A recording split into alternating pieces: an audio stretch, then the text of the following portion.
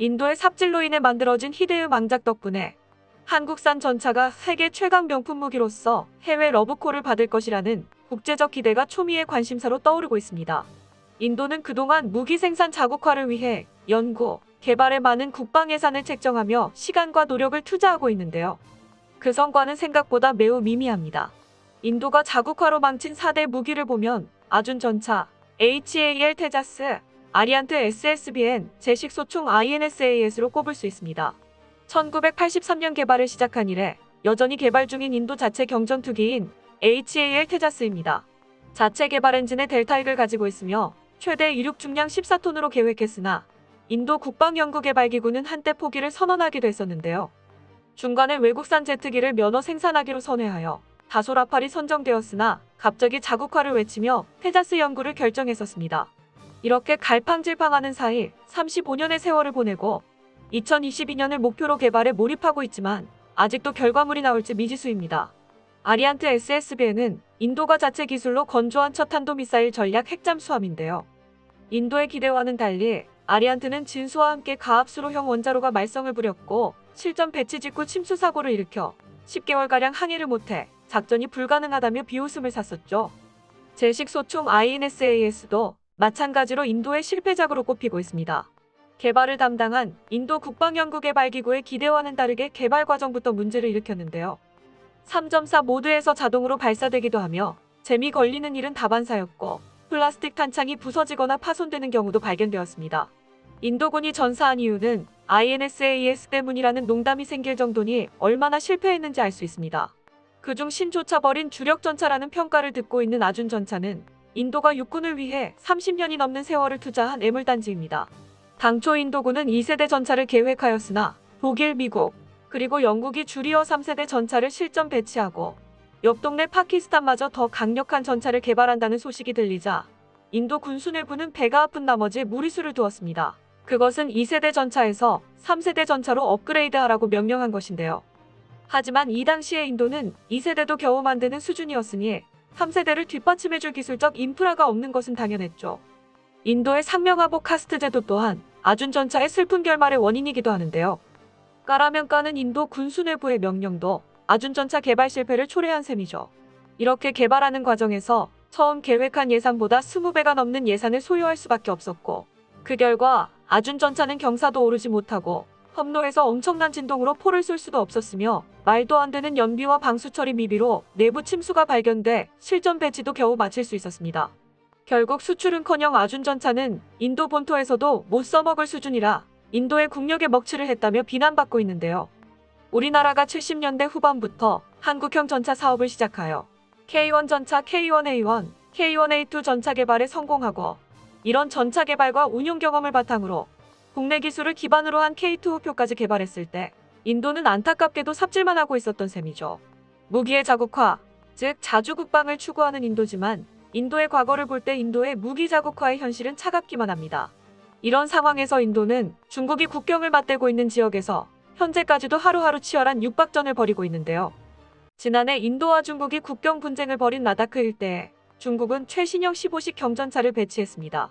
중국이 고원지대까지 고성능 경전차를 끌고 오자 인도는 그야말로 패닉에 빠져버렸죠. 중국 15식 경전차에 대응하기 위해 인도군은 라다크 일대에 러시아제 T-90, T-70이 주력 전차 등을 배치했지만 러시아제 전차가 고산지대에서 제대로 작전하지 못해 현재 중국 인민군에 아무런 대응을 못하고 있는 실정입니다.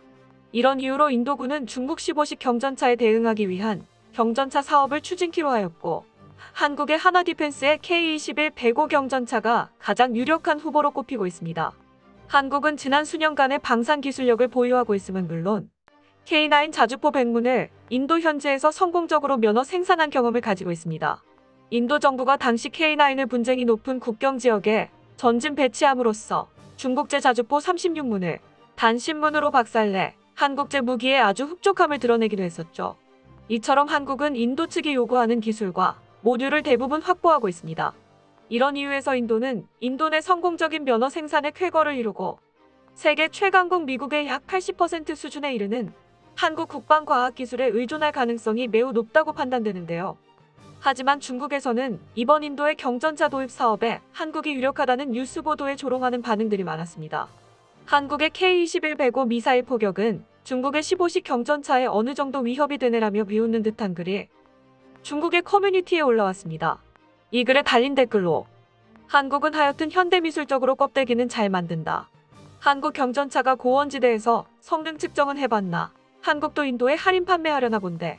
K-21 위력이나 엔진 출력이 가당키나 한가. 포병 전차급 차대 방어에 불과한데 한 대만 맞아도 바로 뚫리는 것 아니냐. 이건 경전차라고 할 수 없는데. 중국의 포병 전차 기관 보면 한국 경전차를 놀라 도망가게 할 수 있을 것 같은데. 한국이 감히 정정당당한 중국의 경전차의 돌진에 맞설 수 있을까 등 한국의 K-21 경전차에 조롱하는 반응을 보였는데요. 이에 한국 무기에 중국은 경계할 필요가 있다며 현실적인 논평이 나오기도 했습니다. 논평에서는 현재 많은 군사 전문가들은 인도가 방산 수입을 다변화하면서 러시아에 대한 의존 축소로 K-21 선택할 가능성이 매우 높다고 하였습니다.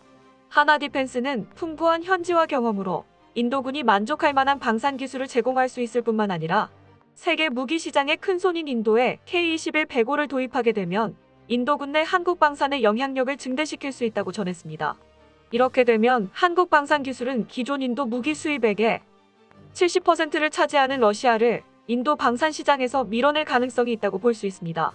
올 3월 인도에서 큰 계약을 따기 위해서 한국 국방부 장관은 직접 인도를 방문하여 무기 조달권에 대해 협상하고 인도와의 우호적인 동반자 관계를 증명하듯 인도의 한국전쟁 참전을 기념하기 위해 인도의 공원 건설에 투자하기도 했습니다.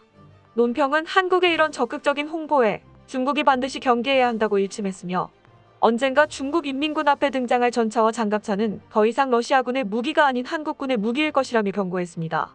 중국군은 중국 당국의 엄격한 관리 때문인지 현실을 자각하지 못하고 자기네 무기만 좋다고 외치고 있습니다. 하지만 사실 한국산 무기가 인도 수주 사업뿐만 아니라 호주의 차세대 무기 사업에 한국산 무기가 유력 후보로 지목되어 한국이 중국의 영향력을 저해할 수 있다는 생각에 예의주시하고 있는 모습을 보이는 것입니다. 호주는 현재 엄청난 규모의 방산 수주 사업을 진행 중입니다. 하지만 그 규모의 10배 이상 넘어선 사업이라는 평가를 받고 있는데요.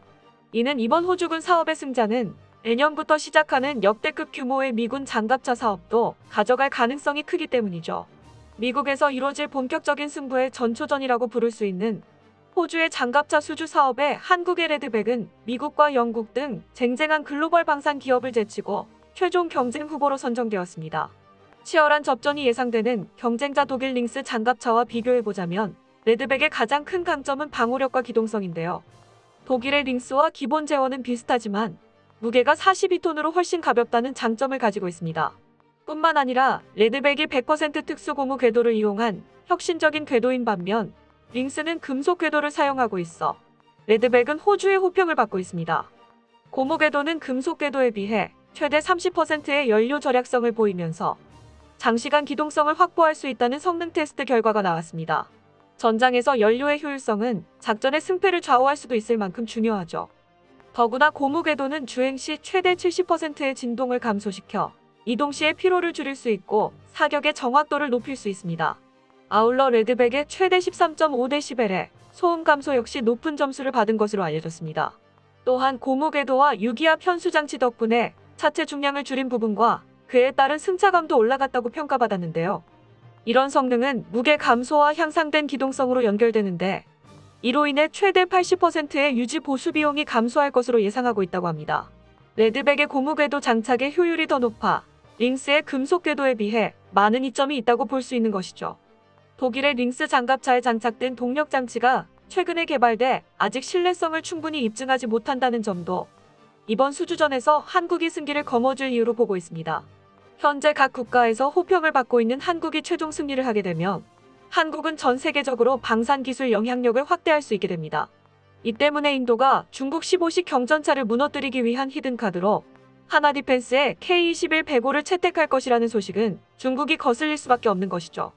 방산 수출은 국가의 경제적, 군사적 위상과 함께 전 세계의 진정한 선진국 반열에 올랐음을 증명하는 새로운 지표입니다.